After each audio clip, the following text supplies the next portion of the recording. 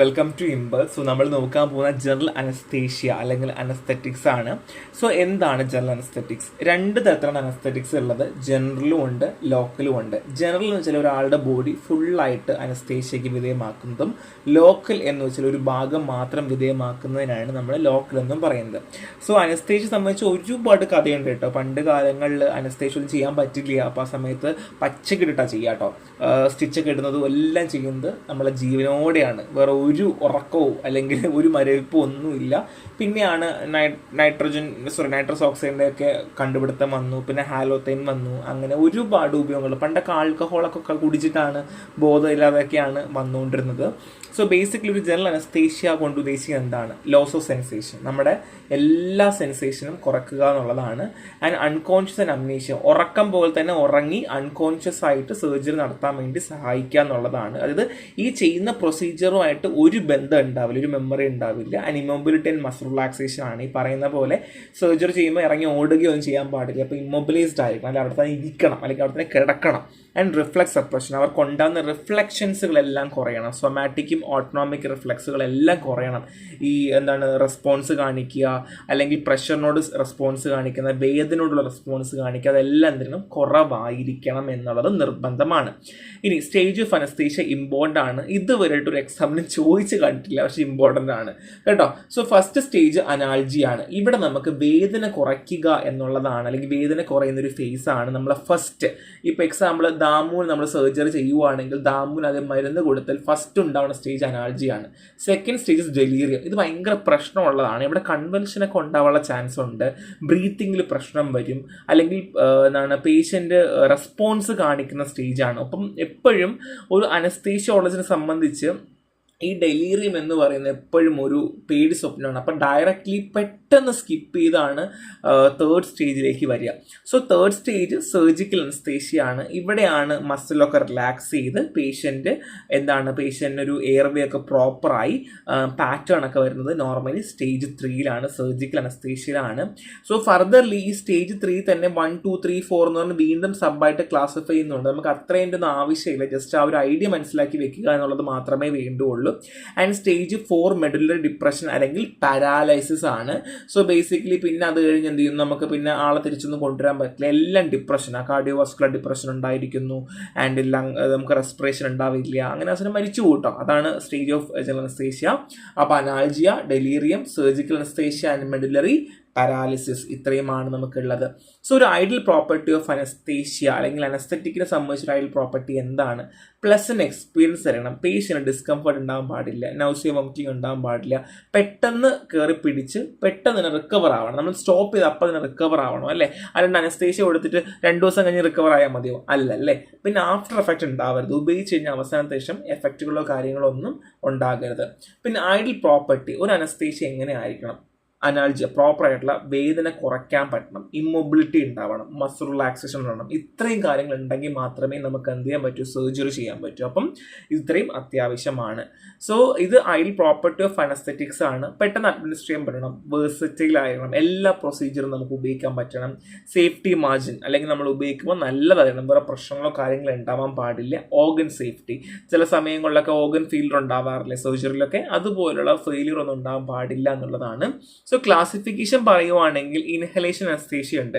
ഇൻഹലേഷനിലാണ് nitrous oxide വരുന്നത്, volatile liquid like ഹാലോത്തൈൻ ഒക്കെ example വരുന്നത്. ഇൻഹലേഷൻ അനസ്തേഷ്യ രണ്ടായിട്ട് തിരിക്കുന്നുണ്ട്. ഗ്യാസും ഉണ്ട്, വോളറ്റൈൽ ലിക്വിഡും ഉണ്ട് കേട്ടോ. ഗ്യാസും ഉണ്ട്, വോൾട്ടൈൽ ലിക്വിഡ് ഉണ്ട്. ഗ്യാസ് ആണെങ്കിൽ നൈട്രസ് ഓക്സൈഡും, വോൾട്ടൈൽ ലിക്വിഡ് ഉണ്ടെങ്കിൽ ഹാലോത്തൈനും ആണ്. നെക്സ്റ്റ് ഉണ്ട് സ്പാരൽ അനസ്തേഷ്യ ആണ്.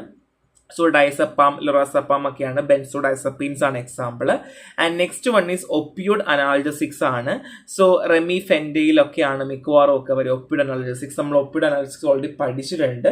ആൻഡ് ഡിസോസിയേറ്റീവ് അനാൾജസിയ ഉണ്ട്, കീറ്റാമൈൻ ഹൈഡ്രോക്ലോറൈഡ് ആണ്. ഇതൊക്കെ ഇമ്പോർട്ടൻ്റ് ആണ്. നമ്മുടെ കോമ്പറ്റേറ്റീവ് എക്സാംസിലൊക്കെ ഒരുപാട് കണ്ടിട്ടുള്ളതാണ്. കീറ്റാമൈൻ ഹൈഡ്രോക്ലോറൈഡ് ഏത് ക്ലാസിഫിക്കേഷൻ ആണെന്ന് ചോദിക്കാറുണ്ട്.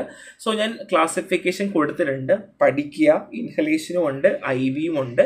സോ ഗ്യാസ്, വോളറ്റൈൽ, പിന്നെ IV ഒന്നെങ്കിൽ കോമൺ ആയിട്ട് പഠിക്കുക. ഇതിൽ ബെൻസോഡൈസപ്പീൻ മാത്രം എടുത്ത് പറഞ്ഞിട്ട് ബാക്കിയൊക്കെ ഉള്ളത് കോമൺ ആയിട്ട് പഠിച്ച് എഴുതിയാലും മതി. ഇങ്ങനെ സബ് ക്ലാസിഫൈ ചെയ്തില്ലെങ്കിലും കുഴപ്പമില്ല. കാര്യം ഫാർമക്കോളജി ആയതുകൊണ്ട് കേട്ടോ, വലിയ പ്രശ്നമില്ല, നമുക്ക് എഴുതാൻ പറ്റും. സോ ഹാലോത്തൈൻ്റെ പ്രോപ്പർട്ടി, നമ്മൾ ഹാലോത്തൈനാണ് നമ്മൾ പഠിക്കുന്നത്. ഹാലോത്തൈൻ ഒരു വോളറ്റൈൽ ലിക്വിഡ് ആണ്, സ്വീറ്റ് ഓർഡർ ആണ്, നോൺ ഇറിറ്റന്റ് ആണ് കേട്ടോ. ഇൻഡക്ഷനും റിക്കവറി നമുക്ക് എത്രയും പെട്ടെന്ന് കിട്ടും, മറ്റുള്ളത് പോലെയല്ല, ഭയങ്കര ഒരു മോഡറേറ്റ് ആണ്, നമുക്ക് റീസണബിളി ക്വിക്കാണ് എന്ന് നമുക്ക് പറയാം. പിന്നെ അനാൾജിൻ മസിൽ റിലാക്സേഷൻ ആണ്. അത്ര വലിയ അനാൾജിയോ അല്ലെങ്കിൽ മസിൽ റിലാക്സേഷനോ നമുക്ക് കിട്ടില്ല, പക്ഷേ ന്യൂറോ മസ്കുലർ ബ്ലോക്കേജ് ഉണ്ട്. അതായത് നമുക്ക് ഈ ഹാലോത്തൈൻ കൊടുത്തെന്ന് വെച്ചാൽ അത്ര ഒരു വേദന കുറയുമോ അല്ലെങ്കിൽ മസിൽ റിലാക്സ് ആവില്ല. അപ്പം ചില സമയങ്ങളിൽ നമ്മൾ അനസ്തീഷ്യ കമ്പൈൻ ചെയ്ത് കൊടുക്കാറുണ്ട്, ഒന്നിൻ്റെ കൂടെ വേറൊന്നും കൂടെ ചേർത്ത് കൊടുക്കാറുണ്ട് എന്നുള്ളതാണ്. ആൻഡ് കാർഡിയോ വാസ്കുലർ എഫക്റ്റ് ആണ്. സോ എന്താണ്, ഡിപ്രഷൻ ഉണ്ടാക്കാറുണ്ട്, മയോകാർഡിയൽ കോൺട്രാക്റ്റിലിറ്റി ഡിപ്രഷൻ ഉണ്ടാക്കാറുണ്ട്. ആൻഡ് കാർഡിയാക് ഔട്ട്പുട്ട്, കാർഡിയാക്കിൻ്റെ ഔട്ട്പുട്ട്, ബ്ലഡ് ഫ്ലോ ഒക്കെ ഇല്ല, അത് കുറയ്ക്കാറുണ്ട് എന്നുള്ളതാണ് ഹാലോത്തൈൻ്റെ പ്രശ്നം. അപ്പം എന്തൊക്കെ പറഞ്ഞു, റിക്കവറിയും ഇൻഡക്ഷനും റീസണബിളി ക്വിക്കാണ്, അനാൾജിയ മസിൽ റിലാക്സേഷൻ അത്ര ഇല്ല, എന്നാൽ കുഴപ്പമില്ലാതെ ഉണ്ട് എന്ന് പറയാം. കാർഡിയോ വാസ്കുലർ എഫക്റ്റ് ഉണ്ട്, ഡിപ്രഷൻ ഉണ്ടാക്കാറുണ്ട് എന്നുള്ളതാണ്. ഇനി എന്തൊക്കെയാണ് mechanism of action? So basically first one is ion channel interaction ആണ്. എന്താണ് ion channel interaction? Halothane multiple ion ചാനലിൽ പോയിട്ട് എന്ത് ചെയ്യാറുണ്ട്, ആക്ട് ചെയ്ത് ജനറൽ അനസ്തേഷ്യ തരാറുണ്ട്. ഒന്നും കൂടെ പറയാം, അയൺ ചാനൽ ഇൻട്രാക്ഷൻ ആണ്. മൾട്ടിപ്പിൾ അയൺ ചാനലിൽ പോയിട്ട് എന്ത് ചെയ്യാറുണ്ട്, ഇൻട്രാക്ട് ചെയ്ത് ജനറൽ അനസ്തേഷ്യ തരാറുണ്ട്. Next one is potassium channel binding. പേര് പറയുന്ന പോലെ തന്നെ bind to potassium channel in cholinergic neuron. Cholinergic ന്യൂറോണിലെ പൊട്ടാഷ്യം ചാനൽ ബൈൻഡ് ചെയ്തിട്ടാണ് നമുക്ക് അനങ്ങാൻ പറ്റാതെ ഇമ്മൊബിലൈസ്ഡ് ആകുന്നത്. ആൻഡ് NMDA കാൽഷ്യം ചാനലാണ്. NMDയിലും കാൽഷ്യം ചാനലിലും പോയിട്ട് എന്ത് ചെയ്യാറുണ്ട്, ബൈൻഡ് ചെയ്യാറുണ്ട്. അങ്ങനെയാണ് ഹൈപ്പർ പോളറൈസേഷൻ ഉണ്ടാകുന്നത്. അപ്പോൾ എന്താണ് ഹൈപ്പർ പോളറൈസേഷൻ? സംശയം വരും. സോ ഹൈപ്പർ പോളറൈസേഷൻ കൊണ്ട് ഉദ്ദേശിക്കുന്നത് ഇത്രയേ ഉള്ളൂ. അതായത് നമുക്ക് നമ്മളെ ബോഡിയിൽ നമുക്ക് അനസ്തീഷ്യ കിട്ടണം എന്നുണ്ടെങ്കിൽ, അല്ലെങ്കിൽ നമുക്ക് നമ്മുടെ ഓരോ സെൽസുമായിട്ട് ബന്ധപ്പെട്ടുണ്ടാവുമല്ലോ. അപ്പോൾ നമ്മുടെ സെൽസിന് മെമ്പറൈൻ ഉണ്ടല്ലേ, ഈ സെൽ മെമ്പറൈനിൽ ഒരു പൊട്ടൻഷ്യൽ ഉണ്ടായിരിക്കുമല്ലോ, അതിനെ നമ്മൾ മോർ നെഗറ്റീവ് ആക്കുവാണ്. അതായത് സെല്ലിൻ്റെ മെമ്പറൈൻ പൊട്ടൻഷ്യൽ ഉണ്ടാകുന്ന ഡിഫറൻസിനെയാണ് നമ്മൾ ഹൈപ്പർ പോളറൈസേഷൻ എന്ന് പറയാം. സോ കൂടുതൽ ചെകഞ്ഞ് നോക്കുവാണെങ്കിൽ അതിന് കുറേ പഠിക്കാനുണ്ട്, അത്രയും ആവശ്യമില്ല, നമുക്ക് അങ്ങനെ ചോദ്യങ്ങളൊന്നും വരില്ല. സോ ഹൈപ്പർ പോളറൈസേഷൻ എന്ന് പഠിച്ചു വെക്കുക കേട്ടോ. So iron channel, potassium channel and NMDA ആണ്. എളുപ്പമല്ലേ? സോ ഹാലോത്തൈൻ ഡോസ് പറയുന്നത് 2 to 4% ആണ് induction, maintenance 0.5 to 1. So induction എന്താ, നമ്മൾ ഫസ്റ്റ് കൊടുക്കുന്ന ഡോസ്, നമ്മൾ ആ ഒരു അനസ്തേഷ്യ ഉണ്ടാക്കി എടുക്കുന്നതിനാണ് നമ്മൾ ഇൻഡക്ഷൻ പറയാം. മെയിൻ്റനൻസ് പിന്നെ മെയിൻറ്റെയിൻ ചെയ്ത് കൊണ്ടുപോകുന്നതാണ്. ആൻഡ് ഡെലിവറി മെത്തേഡ് നമ്മൾ സ്പെഷ്യൽ ആയിട്ടുള്ള വേപ്പറൈസർ, ആവിയെ കൊടുക്കത്തില്ലായോ, അതുപോലുള്ള സാധനമൊക്കെ വെച്ചിട്ടാണ് നമ്മൾ എന്ത് ചെയ്യുക, കൊടുക്കുന്നത് കേട്ടോ. സോ നെക്സ്റ്റ് വൺ ഈസ് ഹാലോത്തൈൻ്റെ ഇൻഡിക്കേഷനും കോൺട്രാ ഇൻഡിക്കേഷനും ആണ്. സോ നമുക്ക് ഒരുപാട് കൺട്രികളിൽ ഇപ്പോഴും ഉപയോഗിക്കുന്നൊരു ഡ്രഗ് ഹാലോത്തൈൻ തന്നെയാണ്. കൊച്ചു കുട്ടികളിൽ പോലും കൊടുക്കാൻ പറ്റും. സോ അഡൾട്ടിലൊക്കെ ഇൻഡക്ഷൻ ചെയ്യാൻ വേണ്ടി ഹാലോത്തൈൻ ഉപയോഗിക്കാം. കോൺട്രാ ഇൻഡിക്കേഷൻ ഉണ്ട്, റെസ്പിറേറ്ററി ഡിപ്രഷൻ ഒരു പ്രശ്നം തന്നെയാണ്. ആൻഡ് സെറിബ്രൽ ബ്ലഡ് ഫ്ലോ കൂട്ടും, നമ്മുടെ സെറിബ്രത്തിലുള്ള ബ്ലഡ് ഫ്ലോ എന്ത് ചെയ്യുന്ന വെച്ചാൽ കൂട്ടുകയാണ് ചെയ്തൊരു കോൺട്രാ ഇൻഡിക്കേഷൻ ആണ് എന്നുള്ളതാണ്. സോ പഠിക്കുക, ജസ്റ്റ് മനസ്സിലാക്കി വെക്കുക ഓരോ പോയിന്റുകളും, രണ്ട് പോയിന്റ് വെച്ചെങ്കിൽ അറ്റ്ലീസ്റ്റ് പഠിക്കാൻ ശ്രമിക്കുക. സോ നെക്സ്റ്റ് വൺ ഈസ് ബെൻസോഡൈസപ്പീൻസ് ആണ്. സോ ബെൻസോഡൈസപ്പീൻസ് എല്ലാവർക്കും അറിയാം, അതൊരു പ്രീ മെഡിക്കേഷൻ അല്ലെങ്കിൽ പ്രീ അനസ്തറ്റിക് മെഡിക്കേഷൻ ആയിട്ട് കൊടുക്കാറുണ്ട്, അല്ലെങ്കിൽ ഞാൻ പറഞ്ഞില്ലേ കമ്പൈൻ ചെയ്ത് കൊടുക്കാറുണ്ട്. അപ്പോൾ അനസ്തേഷ്യ കൂട്ടാൻ വേണ്ടി അല്ലെങ്കിൽ അനസ്തേഷ്യയുടെ എഫക്റ്റ് കൂട്ടാൻ വേണ്ടി അതിൻ്റെ സപ്ലിമെന്റ്സ് ആയിട്ട് കൊടുക്കുന്ന ഒരു ഡ്രഗാണ് ബെൻസോഡൈസപ്പീൻസ് നമുക്ക് വേണമെങ്കിൽ പറയാം. സോ നമുക്കൊരു സെഡേഷൻ കൊടുക്കാൻ വേണ്ടിയിട്ടും ഒരു കോൺഷ്യസ് സെഡേഷൻ കൊടുക്കാൻ വേണ്ടിയിട്ടും ഒക്കെ നമുക്ക് ഹെൽപ്പ് ചെയ്യാറുണ്ട്. അത് നമുക്ക് ബോധമുണ്ട്, പക്ഷെ നമ്മൾ സെഡേറ്റഡ് ആണ് അല്ലേ, അങ്ങനത്തെ ഒരു അവസ്ഥയിലേക്ക് നമുക്ക് കൊടുക്കാൻ പറ്റുന്ന ഡ്രഗാണ്. സോ മെക്കാനിസം ഓഫ് ആക്ഷൻ എന്ന് വെച്ചാൽ ഗാബേനെ പോയിട്ട് എൻഹാൻസ് ചെയ്യുന്നതാണ് കേട്ടോ. Benzodiazepine enhance the neurotransmitter GABA at the GABA A receptor. GABA A റിസപ്റ്ററിലെ ഗാബേനെ എൻഹാൻസ് ചെയ്യുക എന്നുള്ളത് തന്നെയാണ് നമ്മുടെ ഇതിന്റെ മെക്കാനിസം ഓഫ് ആക്ഷൻ പറയുകയാണെങ്കിൽ.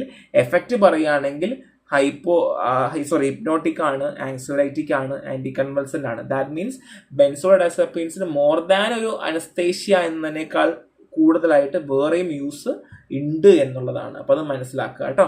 സോ ബെൻസോഡൈസപ്പിന് ഡോസും ഇൻഡിക്കേഷനും പറയാം. സോ ഇത് ഓൾറെഡി പറഞ്ഞതാണ്. So dose 5 to 25 mg 3 to 4 times daily ആണ്. മാക്സിമം 40 mg കൊടുക്കാൻ പറ്റും, അതിനപ്പുറം നമുക്ക് കൊടുക്കാൻ പറ്റില്ല. സോ ആങ്സൈറ്റി കൊടുക്കാം, ഇൻസുമിനിയ കൊടുക്കാം, സീഷറിന് കൊടുക്കാം, മസിൽ സ്പാസം കൊടുക്കാം. സോ ബെൻസോഡൈസപ്പ് നിങ്ങൾ പഠിക്കുന്നുണ്ട്, അല്ലാതെ തന്നെ പഠിക്കുന്നുണ്ട്, അപ്പോൾ പിന്നെ അവിടെ നമുക്ക് ഉപയോഗിക്കാം. സോ കോമൺ സൈഡ് എഫക്റ്റ് ഉണ്ട്, ഒരു സെഡേഷനും ഡിസ്നെസ്സും ഉണ്ടാവും. പിറ്റേ ദിവസമൊക്കെ കഴിഞ്ഞിട്ടും ചെറിയൊരു ഉറക്കവും തൂങ്ങലും ഒക്കെ നമുക്ക് ഉണ്ടാവും കേട്ടോ. വീക്ക്നെസ് ഉണ്ട്, എപ്പോഴും നമ്മൾ അയ്യോ ഗുളി കഴിച്ചുകൊണ്ടാണെന്നൊരു ഫീലിംഗിൽ ഇരിക്കും. കൺഫ്യൂഷനും ഡിസോറിയൻറ്റേഷനും ഉണ്ടാവും. നമ്മൾ ചെയ്യുന്ന കാര്യങ്ങൾക്കൊക്കെ ഒരുപാട് മിസ്റ്റേക്കുകൾ വരും, നമ്മൾ ചെയ്യുന്ന കാര്യങ്ങൾ കറക്റ്റ് ആകണം എന്നില്ല. അങ്ങനെ കൺഫ്യൂഷനും ഡിസോറിയൻറ്റേഷനും ഒക്കെ നമുക്ക് ഉണ്ടാകാം എന്നുള്ളതാണ്. അതർ സൈഡ് എഫക്റ്റ് പറയുവാണെങ്കിൽ ഡ്രൗസിനെസ് ഉണ്ടാവും, മൂഡ് ചേഞ്ച് ഉണ്ടാകും, നമ്മുടെ സ്ലീപ്പിലൊക്കെ മാറ്റങ്ങൾ വരും, ബിഹേവിയർ ചേഞ്ച് വരും കേട്ടോ. നമുക്ക് ഭയങ്കരമായിട്ട് ദേഷ്യമൊക്കെ വരാനുള്ള ചാൻസ് ബെൻസോഡൈസപ്പൈൻസിന് ഏറ്റവും വലിയ പ്രശ്നമാണ്. അപ്പോൾ ഇത്രയേ ഉള്ളൂ.